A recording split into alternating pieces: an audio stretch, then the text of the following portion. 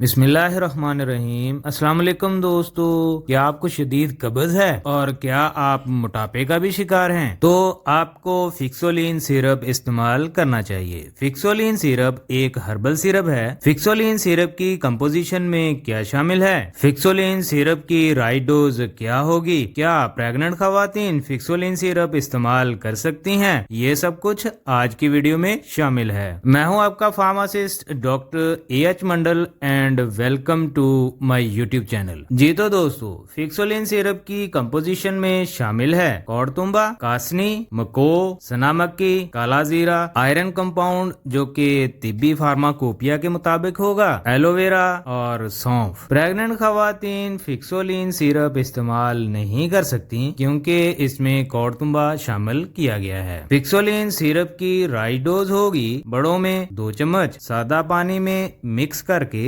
रात को सोने से पहले इस्तेमाल करेंगे, और बच्चों में जिनकी उम्र 6 साल से ज्यादा है हाफ चम्मच रात को पानी में मिक्स करके इस्तेमाल करेंगे। फिक्सोलिन सिरप का जायका जरा कड़वा है, इसलिए जायके की तब्दीली के लिए आप इसको पानी की बजाय मशरूब वगैरह में भी डालकर इस्तेमाल कर सकते हैं। और मर्ज की नोयत के लिहाज से फिक्सोलिन सिरप की डोज कम या ज्यादा की जा सकती है। जी तो दोस्तों, वीडियो अगर अच्छी लगी है तो लाइक कर दें, अगर कोई क्वेश्चन है तो कमेंट कर दें, मेरे चैनल को सब्सक्राइब कर दें। अब मिलते हैं नेक्स्ट वीडियो में।